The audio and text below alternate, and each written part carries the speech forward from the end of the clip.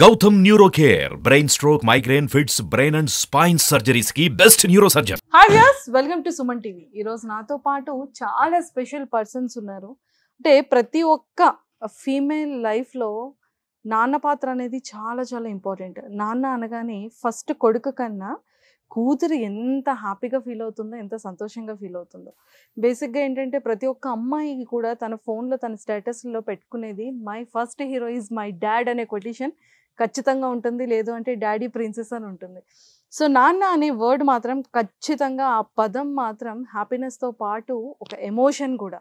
So మరి ఈరోజు తన లైఫ్లో నాన్న క్యారెక్టర్ ఎంతవరకు ఉంది, నాన్న ఇన్ఫ్లుయెన్స్ ఎంతవరకు ఉంది, నాన్న కేరింగ్ ఎంతవరకు ఉంది, నాన్న రెస్పాన్సిబిలిటీస్ అసలు మనం చెప్పనక్కర్లేదు, దానికి లెక్కలు వేయాల్సిన పని కూడా లేదు. బట్ ఇలాంటివన్నీ కలిపితే ఒక చిన్న పాప యోధా నుంచి ఈరోజు ఇంత యోధాన్ వరకు మనం చూసేసాం. సో ఈరోజు యోధా అండ్ యోధా ఫాదర్ చందు గారు నాతో పాటు ఉన్నారు. సో వాళ్ళిద్దరితో మాట్లాడి చాలా విషయాలు తెలుసుకుందాం. హాయ్ చందు గారు. నమస్తే. నమస్తే. చాలా చాలా బాగున్నాను. ఎలా ఉన్నారు మీరు? చాలా బాగున్నానండి. సో హాయ్ యోధా. హలో. ఇంత చిన్న పాప అప్పటి నుంచి ఈ రోజు ఇంత పాప వరకు చూసేసాను యోధా. అలా చెప్పకూడదు మీరు. అలా అనుకుంటా పర్వాలేదు, కానీ చాలా తొందరగా అంటే మేము Vinayaka Chavithi episodes 2-3 years back చేసేటప్పుడు యోధాకి ఇప్పుడు యోధాలో అమ్మ బాబోయ్ అంటే ఇదే కాదు, నాకు చాలా చెప్పేయాలనిపించేస్తుంది. అంటే ఆ మహానటి లాగా తన ఎక్స్ప్రెషన్స్ కానీ, తర్వాత ఇంట్లో నాన్నతో పాటు చేసే డాన్స్ స్టెప్స్ కానీ, నిజంగా అంటే మీ ఇద్దరి బాండింగ్ వేరే లెవెల్. అసలు నిజంగా చాలా చాలా చాలా బాగుంది. అసలు ఫస్ట్ చంద్ర గారు మీతో మాట్లాడే ముందు యోధాతో మాట్లాడేస్తాను. సో యోధా అంటే చిన్నప్పుడే చాలా ఎర్లీగా ఏజ్ లో ఉండేటప్పుడే ఇండస్ట్రీకి వచ్చేసావు కదా. సో ఇండస్ట్రీ లైఫ్ ని అంటే కెరియర్ ని బేస్ చేసుకొని, ఇటు ఎడ్యుకేషన్ బేస్ చేసుకొని అన్ని చేస్తూ చాక్లెట్స్ నాన్నతో కొనిపించుకొని స్టేజ్ ముందు అంతా ఓకే. ఆ చాక్లెట్స్ మాత్రం కొనిపించుకో అసలు ఓన్లీ టాయ్స్ ఏనా? టాయ్స్ అంటే నాకు ఇష్టమైన డ్రాయింగ్ కి సంబంధించినవి అవే, కానీ చాక్లెట్స్ మాత్రం అసలు తిన్నాను. అంటే ఇప్పుడు కాదు నాన్న, చిన్నప్పటి నుంచి తిన్నాను నేను చాక్లెట్స్. ఓ చిన్నప్పటి నుంచి తినవా? అంటే చాక్లెట్స్ బదులు ఇంట్లోనే ఫుడ్ ఐటమ్స్ అన్ని తింటా. చాక్లెట్స్ బదులు ఇంట్లోనే ఫుడ్ ఐటమ్స్ అన్ని కూడా మొత్తం ఇంట్లోనే ఫుడ్. ఇప్పుడు ఏం చదువుకుంటున్నావు నువ్వు? ఇప్పుడు 9th ప్రెసెంట్. 9th standard కి వచ్చేసావు. సో 9th, కానీ హెయిర్ మాత్రం అప్పుడే ఇప్పుడు ఎక్కడ తగ్గలేదు. లేదు, ఇంకా కొంచెం గ్రో అవుతూనే ఉంది కదా. ఇంకా గ్రో అవుతూనే ఉంది కదా హెయిర్. సూపర్. సో మరి జబర్దస్త్ నుంచి మరి ఎడ్యుకేషన్ పరంగా కొంచెం మరి హోమ్ టౌన్కి వెళ్ళి చిన్న గ్యాప్ ఇచ్చావు కదా. అంటే మరి ఆ స్క్రీన్ స్పేస్ ని కానీ, లేకపోతే ఆ జనాల్ని, ఆ సెలబ్రిటీ దీన్ని అంతా మిస్ అవుతున్నావా? అంటే ఇప్పుడు ప్రస్తుతానికైతే మిస్ అవ్వట్లేదు, ఎందుకంటే ఇన్స్టా ద్వారా కొంచెం నేనున్నాను, అప్డేట్ లోనే ఉన్నాను యాక్టివ్ గా. సో వాళ్ళు నన్ను అలా చూస్తున్నారు. ఇప్పుడు స్టడీ బేస్డ్ గా మేము షిఫ్ట్ అవటం వల్ల కొంచెం దానికి దీనికైతే కొంచెం గ్యాప్ వచ్చింది. బట్ పర్లే, అప్పుడప్పుడు వస్తూ వాళ్ళకి కనపడుతూ వాళ్ళని హ్యాపీగా ఎంటర్టైన్ చేస్తూ ఉంటా. సో చిన్నప్పటి నుండి ఫస్ట్ ఎవరి టీమ్ లో చేసేదాన్ని? రాకేష్ అనే టీమ్ లోనే. ఇప్పుడు రాకేష్ గారు ఆ పిల్లల ప్లేస్ లో, మీ ముగ్గురు ప్లేస్ లో ఇంకెవరిని పాపం రీప్లేస్ చేయలేకపోతున్నారు. చేసినా పర్మనెంట్ గా ఎవరు ఉండట్లేదు కదా. ఎన్ని ఇయర్స్ జబర్దస్త్ జర్నీ ఇది? 6-7 years. ఆల్మోస్ట్ జబర్దస్త్ కి దానికి 1 year తేడా. వాళ్ళు స్టార్ట్ అయిన దగ్గర నుంచి 1 year ఆ టైంలోనే వచ్చేసింది. అంటే 9 years దాదాపు 8-9 years అవుతుంది. 8-9 years నుంచి జబర్దస్త్ జర్నీ కదా. అంటే అప్పట్లో రోజా గారు అండ్ నాగబాబు గారు ఉన్నప్పటి నుండి చేస్తున్నారు. ఇప్పుడు జడ్జెస్ కూడా చేంజ్ అయిపోయారు, చేంజ్ అవుతూనే ఉన్నారు కదా. అవును. సో మరి రాకేష్ గారు టచ్ లోనే ఉన్నారా? మాట్లాడుతుంటావా రాకేష్ అన్నతో? ఎప్పుడు మాట్లాడుతూనే ఉంటాను, బట్ ఇప్పుడు కుదరట్లేదు బేసిక్ గా. ఎందుకంటే మొత్తం డాడీయే చూసుకుంటున్నారు, నాకు అస్సలు టైం ఉండట్లేదు అనమాట. ఫుల్ స్టడీ అదే సరిపోతుంది నాకు. అంతే. ఓకే. సో చిన్నప్పుడు వీడియోస్ చూసుకుంటున్నావా యువత? చూసుకున్నప్పుడు నేనే నవ్వుతాను ఫస్ట్. అవునా? క్యూట్ గా మాట్లాడేదాన్ని, అప్పుడు తొర్రి పళ్ళు వేసుకొని ఇంటర్వ్యూస్ చూసుకునేదాన్ని అప్పుడప్పుడు. అప్పుడు జాలీగా మాట్లాడుతూ పంచులేస్తూ మాట్లాడటం, ఆ వీడియోస్ అన్ని ఇప్పుడు వస్తూ ఉంటే బాగా నవ్వొస్తుంది. సో స్కూల్లో టీచర్స్ కానీ నీ ఫ్రెండ్స్ కానీ ఏమంటున్నారు ఖమ్మంలో? ఫస్ట్ వాళ్ళకి నేను ఖమ్మం షిఫ్ట్ అయ్యి ఖమ్మం స్కూల్లో జాయిన్ అవుతా అనే విషయం ఎవరికి తెలీదు.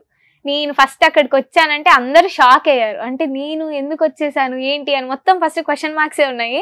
తర్వాత ఇంకా మాట్లాడటము మొదలు పెట్టడము అలా స్టార్ట్ చేశారు అనమాట. సో అప్పటి వరకు సెలబ్రిటీలా చూసేవాళ్ళ స్కూల్లో? ఇప్పుడు అంతే చూస్తున్నారు. కొంచెం కొత్తగా ఉంది వాళ్ళకి, నాకు ఇంకా అలవాటు అవ్వాలి. అవునా? అంటే ఎలా చూస్తున్నారు, ఎలా ట్రీట్ చేస్తున్నారు స్కూల్? అంటే ఒక సెలబ్రిటీ లాగే చూస్తున్నారు. సో పర్లేదు, వద్దు నార్మల్ స్టూడెంట్ లాగే, రాగయోగిత లానే చూడండి అని అంటే ఓకే అని ఇప్పుడిప్పుడే అలవాటు అవుతున్నారు. రాగయోగిత అని పిలుస్తున్నారు. ఇంతకు ముందు అయితే యోధా అంటే సెలబ్రిటీ వద్దు అలా అయిపోయింది.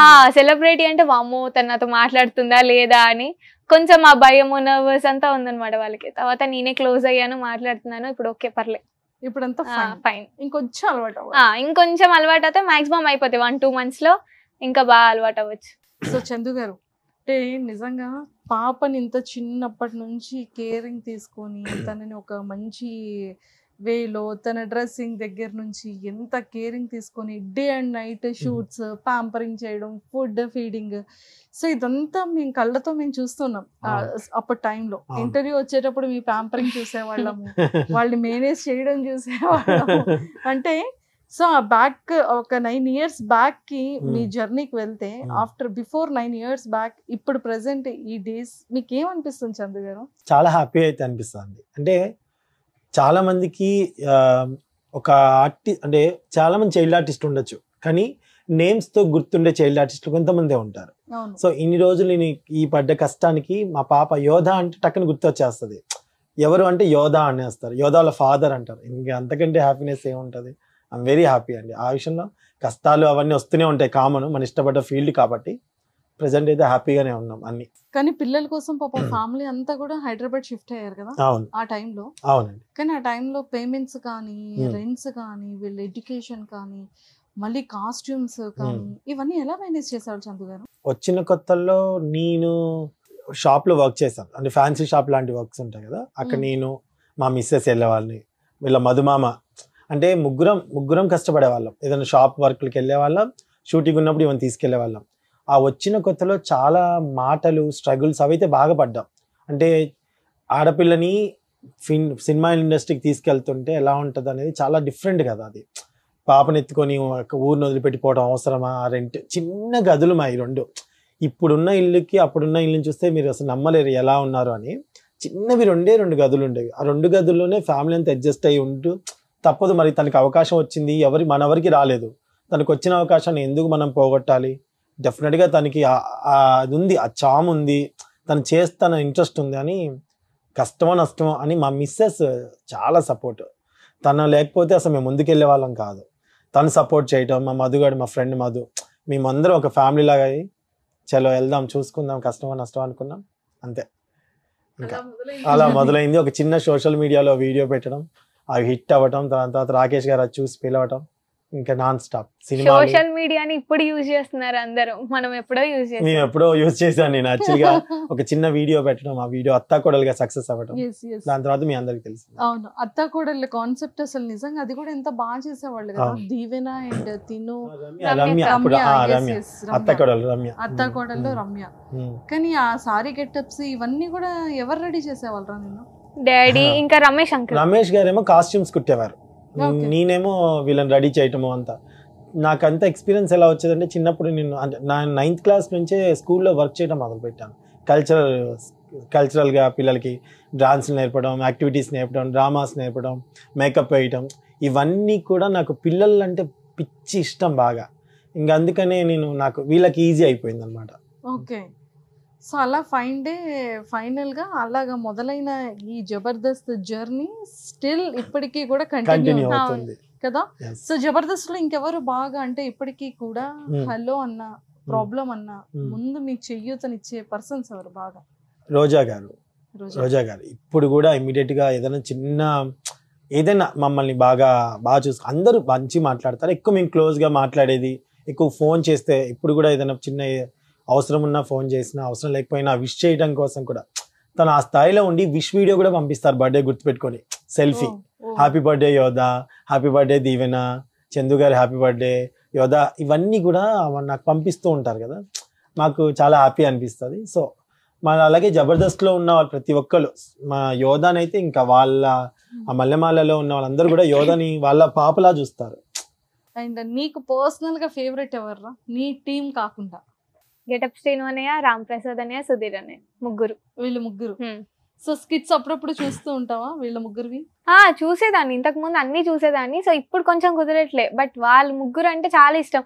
వాళ్ళు మాట్లాడే విధానం, గెటప్ శ్రీను అన్నయ్య అయితే స్కిట్స్ చేసి అలసిపోయి ఉంటాం కదా, వచ్చి మమ్మల్ని గేమ్స్ ఆడిపోయడము, బాగా మాతో కలిసి అల్లరి చేయడము, సో అవంతా ఉంటాయి కాబట్టి బాగా ఇష్టం వాళ్ళ ముగ్గురు. సో ఈ 6 months అలవాటు పడ్డానికి ఎలా అనిపించింది? అంటే ఫస్ట్ లో ఇక్కడ ఉండడం, ఇక్కడ రెగ్యులర్ గా వెళ్ళడం, ఎక్కువగా డాన్సెస్ వీడియోస్ నాన్నతో కలిపి చేయడము, ఇక్కడ ఫ్రెండ్స్, ఇక్కడ ఆ మేకప్, ఇదంతా ఒక అలవాటు ప్రపంచం అయిపోయింది కదా. ఆఫ్ కోర్స్ 8-9 years నుంచి అదే చేసావు.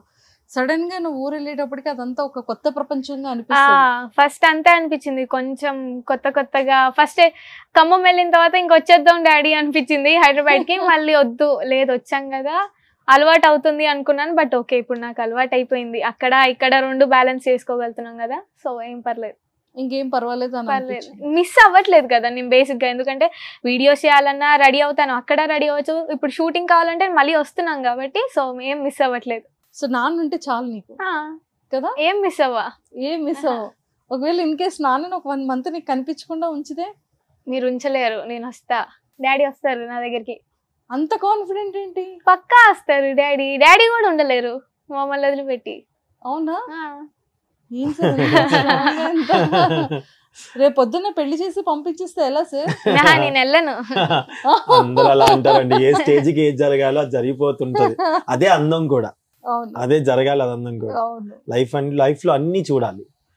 నా 2 పిల్లలు, మా చిన్న పాప ఎక్కువ కనపడదు కాబట్టి తెలియదు నాకు, తనంటే ఇంకా బాగా ఇష్టం, బాగా అల్లరి. ఈమె టీవీలో కనిపిస్తుంది కాబట్టి ఈమెతో ఎక్కువగా ఉంటాను అనుకుంటారు, కానీ నేను ఇద్దరితో ఈక్వల్గా ఉంటాను.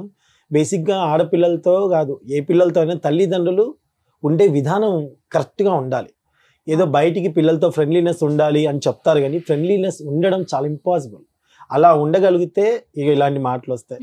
పేరెంట్స్కి చెప్పుకోగలగాలి, పిల్లలు ఏదైనా చెప్పుకోగలగాలి. ఈవెన్ రేపు ఏ విషయాలైనా సరే డాడీతో కానీ మమ్మీతో కానీ చెప్పుకోగలిగిన రోజే మనం పర్ఫెక్ట్గా ఒక తల్లిదండ్రులు అయినట్టు గుర్తు. సో నాకు యోధా విషయంలో అయితే అదే ఉంటుంది అన్నమాట. మేము చాలా క్లోజ్గా ఉంటాం, మంచిగా చెడు. స్కూల్లో జరిగినవన్నీ నైట్ నా చెవులో జోరీగలాగా మోగి అబ్బా చాలు యోధా ఇంకా పడుకో అన్నప్పుడు పడుకుంటుంది. అవన్నీ చెప్పాల్సిందే, నేను వినకపోతే వాళ్ళ మమ్మీకి చెప్పాల్సిందే. అంటే మా లక్ అండి. అంటే యోధా behaviour it's very different to other child అనిపిస్తుంది ఒక్కొక్కసారి. నేను చాలా మంది చైల్డ్ చూసాను కదా, మీకు కూడా అనిపించే ఉండొచ్చు. ఫస్ట్ నుంచి రాకేష్ గారు కానీ మా జబర్దస్త్ సెట్లో అందరూ అనేవాళ్ళు యోధా ఇట్స్ డిఫరెంట్ అనేవాళ్ళు. అది గాడ్ గిఫ్టెడ్ అంతే. ఇంకా సో మీకేమనిపిస్తుంది అంటే మీ చైల్డ్లో మీకు డిఫరెన్సెస్ మీరు ఎలాగా అబ్జర్వ్ చేశారు? అంటే కేరింగ్ ఫస్ట్ నుంచి ఉండేది యోధా. మీరు అబ్జర్వ్ చేస్తుంటే నాకు గోవిందరాజవాడి షూటింగ్కి వెళ్ళాం. గోవిందరాజవాడి షూటింగ్లో ఫ్లైఓవర్ మీద సీన్ చేస్తుంటుంది. ఆ బ్రిడ్జి ఇలా ఊపుతూ ఉంటారు, పైన ఆల్రెడీ డూప్ చేశారు దానికి బొమ్మ, కైనా సరే ఈమెనే ఎక్కించారు. మంచి ఇలా తాడెక్కితే పైకి ఎక్కుతుంది, పైన కూర్చుంటుంది. వాళ్ళు ఊపితే ఏడవన్నప్పుడు, కృష్ణవంశీ గారు ఏడవన్నప్పుడు ఏడుస్తుంది. నాకు ఉండే దడదడ కొట్టుకుంటుంది. కింద ఎంత గడ్డీలు ఈ పరుపులు పెట్టినా అక్కడి నుంచి పడుతుందేమని భయం కదా నాకు.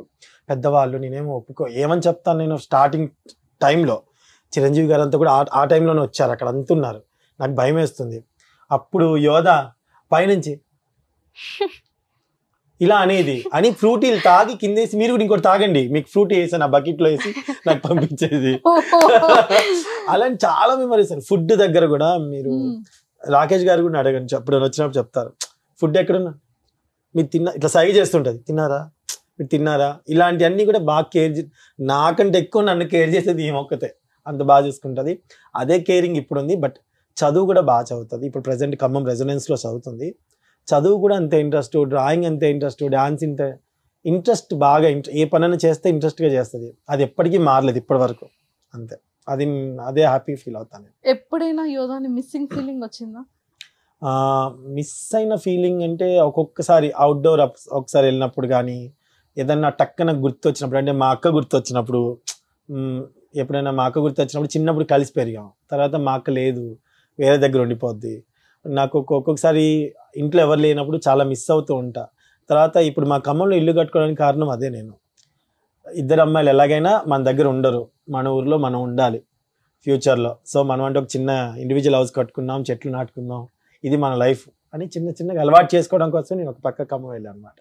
అంతే. సో ఒక రకంగా ఎప్పటికైనా పిల్లల్ని ఒక ఇంటికి పంపించాలి. అంతే కదండి, తప్పదు అది ఎట్లయినా తప్పదు. ఒకటింటికని కాదు, వాళ్ళు ఉంటా అంటే ఉండని ఇవ్వడం కాదు, కానీ వాళ్ళకి కూడా బ్యూటిఫుల్ లైఫ్ని ఎంజాయ్ చేయాలి. ఏ ఏజ్లో ఎంజాయ్మెంట్ ఆ ఏజ్లో వాళ్ళు ఇవ్వాలి పిల్లలకి. అంతే, మన దగ్గరే ఉండాలనుకోవడం కరెక్ట్ కాదు. ఓకే. సో యోధ, నువ్వు ఎప్పుడైనా నాన్నని మిస్సింగ్ ఫీలింగ్ అనిపించిన సందర్భం? నేను ఎప్పుడు మిస్ అవ్వను, బట్ ఏమైనా మూవీస్ చూస్తే టక్కని కనెక్ట్ అయిపోయి ఏడుస్తా ఫస్ట్ అయితే. నేను ఎప్పుడు డాడీని మిస్ అవ్వ, నా పక్కనే ఉంటారు ఇంకెందుకు. అంతే అంతే. సో నాన్ననైతే మాత్రం నిజంగా ఒక 1 month అయితే ఎటైనా బిగ్ బాస్ కి పంపిస్తే పక్కా నేను మిస్ అవ్వ. నిన్ను నేను సపోర్ట్ చేస్తా, పక్కా నుంచి సపోర్ట్ చేస్తా. మా డాడీని అస్సలు రానివ్వను బయటికి. ఎలాగైనా గెలిపి ఎలాగైనా నాకు బిగ్ బాస్ అంటే ప్రాణం పిచ్చి. అవునా? బిగ్ బాస్ బాగా చూస్తుంది, నన్ను అంటది డాడీ మీరు ఎలాగైనా సరే. లేదు, లాస్ట్ వీళ్ళందరూ తెలుసు కదా, మీరు ఒకసారి చెప్పేసి వాళ్ళతో రికమెండ్ చేసినా మీరు వెళ్ళండి, 1 రోజు 2 రోజుల కన్నా మీరు వెళ్ళేసి రావాలి, బిగ్ బాస్ కి వెళ్ళండి డాడీ అంటది. అట్లా అంటుంటది. యోధని పంపించేద్దాం. నేను వెళ్ళా గారు ఆ ఏజ్ లో వెళ్ళారు కాబట్టి, దీప్తి సునైనా ఏజ్ టైంలో మీ యోధ ఏజ్ కి సరిపోతుంది, పంపించేద్దాం. ఆఫ్టర్ 10th standard తర్వాత. లేదు నేను అసలు. సో యోధ అంటే ఇప్పుడు 10th అంటే ఎడ్యుకేషన్ ఇంపార్టెంట్ అన్న ఉద్దేశంతో నాన్న అక్కడికి తీసుకొని వెళ్ళారు, బాగా చదివిస్తున్నారు కదా. సో మరి ఆఫ్టర్ ఎడ్యుకేషన్ తర్వాత నీ ఓన్ గా అంటే నువ్వు తీసుకున్న ప్లానింగ్స్ ఏంటి?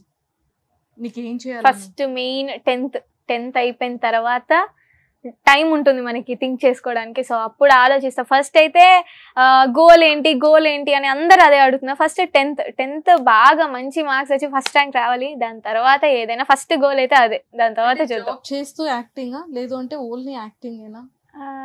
చూద్దాము. యాక్చువల్లీ నా మైండ్ లో ఒకటి ఉంది, బట్ అది చెప్పాను నేను, నీకు చేసి చూపిస్తాను. సో అప్పుడు యోధా ఇస్ బ్యాక్ అనుకోవాలి అందరు. చెప్పరా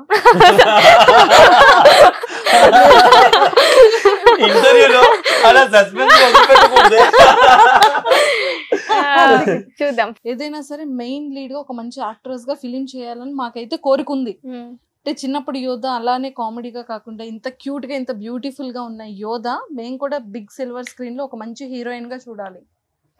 అంటే ఇప్పుడు చాలా మంది హీరోయిన్స్ అలానే వస్తున్నారు. తునిగా నుంచి ఈ రోజు కావ్య గారు చూడు బలగంలో 6 కొట్టారు. అసలు ఆవిడ back to back films. So అలా నువ్వు కూడా రావాలని కోరుకుంటున్నాం మేము. Thank you so much. మీ అందరి బ్లెస్సింగ్స్ ఉంటే డెఫినెట్ గా వస్తా. నాన్న రెస్పాన్సిబిలిటీస్ నీ మీద ఎలా ఉంటాయి? నువ్వు అబ్జర్వ్ చేసిన థింగ్స్ ఏంటి నాన్న గురించి? ఎప్పుడైనా సరే మా నాన్నే మా నాన్న హీరో అనిపించే సందర్భాలు ఏంటి?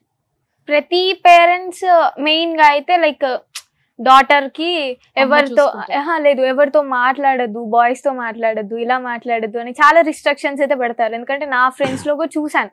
బట్ డాడీ ఎలా అంటే బాయ్స్ తో కూడా మాట్లాడాలి, వాళ్ళు నీ ఫ్రెండ్సే కదా, క్లాస్ బాయ్సే కదా. అంటే క్లాస్ లో బాయ్స్ ని అన్నయ్య అంటే ఒప్పుకోరు ఫస్ట్ ఆఫ్ ఆల్ మా డాడీ. ఎందుకు? వాళ్ళు ఫ్రెండ్సే, వాళ్ళు మనుషులే, అలానే ఫ్రెండ్ అంటే లైక్ ఫ్రెండ్ లాగే ఉండాలి. ఇద్దరికి క్లారిటీ ఉంటే చాలు. ఈ సపోర్ట్ మాత్రం నాకు ఉంటది. అప్పుడు అనిపిస్తుంది నిజంగానే మా డాడీ గ్రేట్ అని. ఎందుకంటే ఇప్పుడున్న ప్రెసెంట్ సిచ్యువేషన్స్ లో ఎవరిని ఏ అమ్మాయిని మాట్లాడనివ్వట్లేదు ఫస్ట్ ఆఫ్ ఆల్. అంతే లైక్ అంత సపోర్ట్ గా ఎవరు ఉండట్లేదు పేరెంట్స్. ఇప్పుడు నాకు ఫుల్ సపోర్ట్ ఉంది, ఎందుకంటే వాళ్ళకి నా మీద ఒక నమ్మకం ఉంది. ఆ నమ్మకం అనేది ఎప్పటికీ పోనివ్వను. సో అందరికీ క్లారిటీ ఉన్నప్పుడు ఎంత మంచిగా అయినా ఫ్రెండ్షిప్ అనేది బాగుంటుంది. సో ఆ సపోర్ట్ అయితే ఉంది డాడీ నుంచి. ఫ్రీడమ్ అంతా. సో ఇంకా రిమైనింగ్ ఎడ్యుకేషన్ పరంగా కానీ నీ గురించి మీ నీ గురించి చెల్లి గురించి ఆలోచించుకునే విధానం, హౌస్ ని మేనేజ్ చేసుకునే విధానంలో, తర్వాత యూట్యూబ్ లో వీడియోస్ లో ఇవన్నీ ఎలా ఉంటాయి నాన్నతో? బాధ్యతలు మొత్తం డాడీవే. అంటే ఎలా అంటే లైక్ డాడీ నాకు ఇప్పుడు స్కూల్కి వెళ్ళాలి, డెఫినెట్గా నాకు ఇంపార్టెంట్ ఉంది అని అంటే ఎంత మంచి షూటింగ్స్ అయినా ఏవైనా వదులుకున్నారు చాలా వరకు. సో మంచి వచ్చినా వద్దమ్మా పర్లేదులే, నీకు స్కూల్కి ఇంపార్టెంట్ కదా అని నా కోసం వదిలేవారు. లైక్ ఏమొచ్చినా ఇద్దరం డిస్కస్ తీసుకునే వాళ్ళం డెసిజన్. సో అదొక్కటి అంత ఫ్రీనెస్ ఉంది డాడీతో నాకు. ఇద్దరం కలిసి డెసిజన్ తీసుకోవడము, లేదా ఇద్దరం ఆలోచించుకొని మొత్తం డాడీ చూసుకోవడము. అంటే నా గురించి ఆలోచిస్తూ మళ్ళీ డాడీకి వచ్చినవి కూడా లైక్ రిజెక్ట్ చేశారు కొన్ని ప్రాజెక్ట్స్. సో అలా అంత సపోర్టివ్ గా నా గురించి థింక్ చేస్తూ ప్రతిసారి ఇంట్లో ఎవరైనా ఫాదర్ డెఫినెట్ గా అందరి గురించి థింక్ చేస్తారు కదా. సో డాడీ కూడా చాలా థింక్ చేస్తారు అనమాట మన విషయాలన్నీ నా గురించి మెయిన్. ఓకే.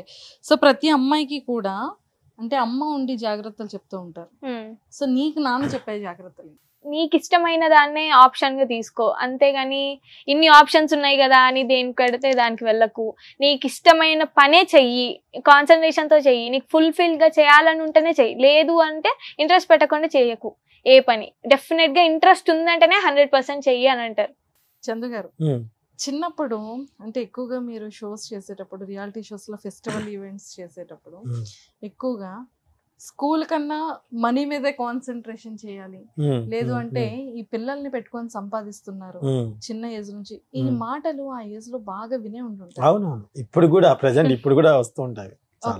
సో అంటే ఎలాంటి మాటలు అనేవాళ్ళు, బయట నుంచి ఎలాంటి మాటలు వచ్చేవి? మీరు అది అంటే ఆ సిచ్యువేషన్ లో మీ ఆలోచన కానీ పిల్లలతో మీరు మాట్లాడేటప్పుడు డిస్టర్బెన్సెస్ ఇది ఎలా హ్యాండిల్ చేస్తున్నారు? ఎస్, అంటే నేను సాధారణమైన మనిషినే కాబట్టి నేను ఫస్ట్ బాధపడలేదు, పట్టించుకోలేదు, ఇవన్నీ చెప్తే అబద్ధం. నేను అది అలా ఏం లేదు. ఫస్ట్లో నేను ఫీల్ అయ్యాను బాగా, అరే ఏంటిది ఒక చైల్డ్ ఆర్టిస్ట్. ఇప్పుడు యోధా ప్రజలకు పరిచయం అయిందంటేనే ఆ టీవీ రంగం వల్ల. ఫస్ట్ ఆఫ్ ఆల్ ఒకటి చెప్తాను నేను, సినిమా రంగం అనగానే ఫస్ట్ ఆడపిల్లల్ని అనగానే ఎవరైనా వాళ్ళు ఎలా చెప్తారంటే, సినిమా ఫీల్డ్ చూసుకోమ్మా, సావిత్రి గారిని చూసాం కదా, లైఫ్ ఎలా ఉందో చూసావు కదా, జాగ్రత్త అనేస్తారు. నాకు అప్పుడు ఒకటి అనిపిస్తుంది, సినిమా ఫీల్డ్లో సావిత్రి గారు ఇదైపోయింది తెలుసా జనానికి. ఎంతమంది యాక్టర్స్ సక్సెస్ అవ్వలేదు, ఎంతమంది డబ్బులు సంపాదించుకోలేదు, ఎంతమంది పేర్లు సంపాదించుకోలేదు, ఎంతమంది అవార్డ్స్ సంపాదించుకోలేదు. అంటే సావిత్రి గారి సినిమా మొత్తంలో లాస్ట్ ఘట్టాన్ని పట్టుకొని ప్రతి ఒక్కరికి చూసావు కదా సినిమా ఫీల్డ్ అంటే ఇదే, ఆ లైఫ్ ఇదే అని అనేస్తారు. సో నాకు అది చూసినప్పుడు వాళ్ళ మీద చాలా అనిపిస్తుంది. అంటే జనం మైండ్ అంతవరకే ఉందా అనిపిస్తుంది. అండ్ కామెంట్స్ పెట్టినప్పుడు అంటారు, కామెంట్స్ కానీ ఇలాంటివి వచ్చినప్పుడు నాకు తెలుసు, నా వైఫ్కి తెలుసు ఒక చైల్డ్ ఆర్టిస్ట్కి ఎంత పే చేస్తారనేది. We know that. అంతే. నేను వచ్చింది ఏంటంటే ఫస్ట్ పాపకు పేరు రావాలి. నేను ఆ పేరు వచ్చింది, ఆ పేరు కోసం ఏదైనా చుట్టాలు అంటారు, తెలిసిన వాళ్ళు అంటారు, కొన్ని ప్రోగ్రామ్స్లో వచ్చే మనీ మన చేతికి రావు, అవి వచ్చాయనుకుంటారు, పిల్లల మీద బతుకుతాయి అనుకుంటారు, ఏమన్నా అనుకోని నేను నా వైఫ్ ఒకటే డిసైడ్ అయ్యాం, మనకి అవన్నీ ఎస్పెషల్లీ మా మిస్సెస్ చాలా డిప్రెషన్కి వెళ్ళిపోతున్నప్పుడు అవన్నీ మనం పట్టించుకుంటూ కూర్చుంటే వాళ్ళు మనకి టైంకి వచ్చి ఫుడ్ పెట్టరు, టైంకి వచ్చి ఇది చేయరు.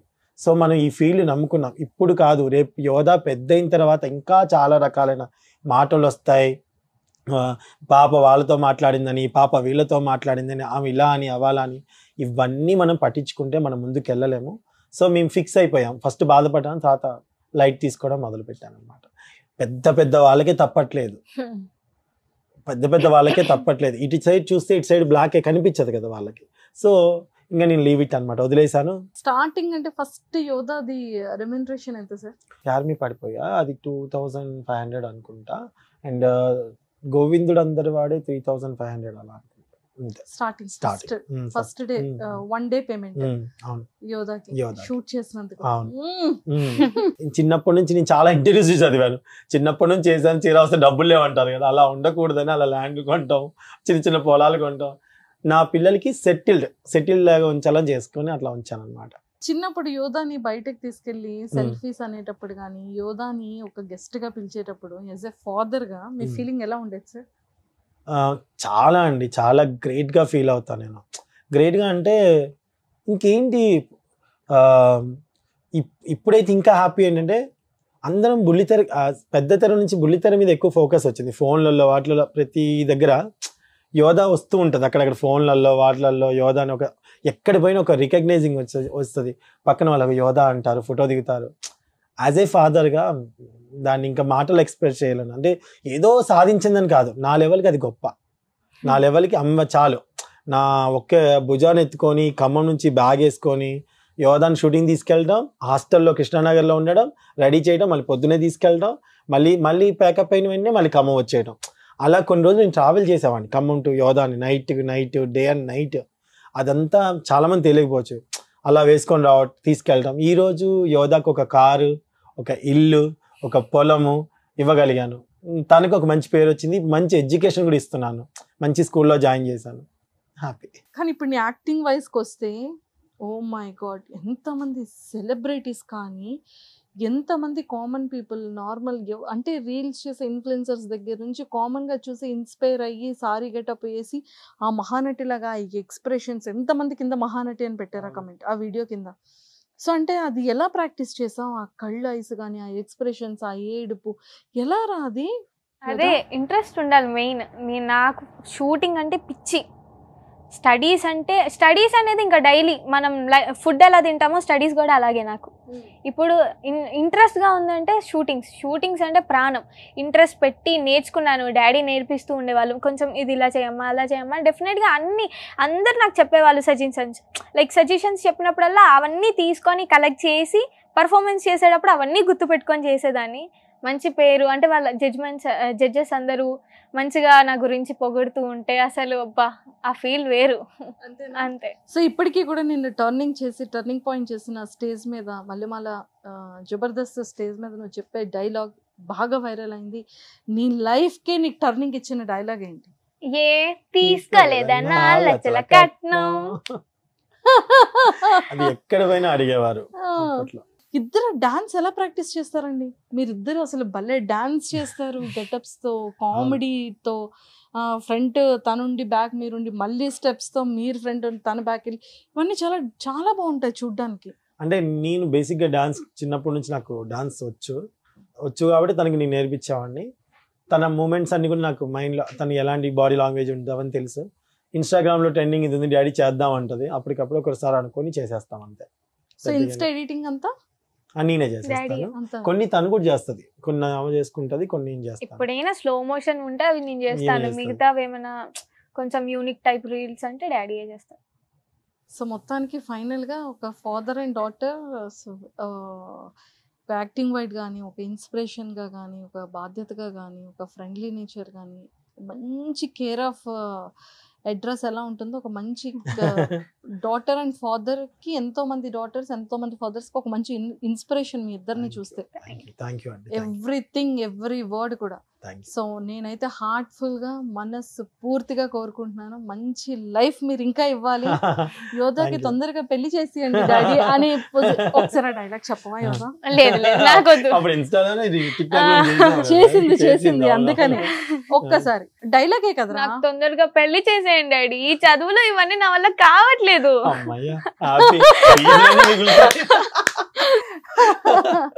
సో నీకు నచ్చిన ఒక డైలాగ్ రీసెంట్ ఫిలిం లోదైనా విరూపాక్షలోదైనా చెప్తావా? ఒకటి చేస్తా. భూ పునాతు శిరసి భువ పునాతు నేత్రయో స్వా పునాతు కంటే మహా పునాతు హృదయే జన పునాతు నాభ్యం తపా పునాతు పాద్యం సత్యం పునాతు పునశిరసి కం బ్రహ్మ పునాతు సర్వత్ర.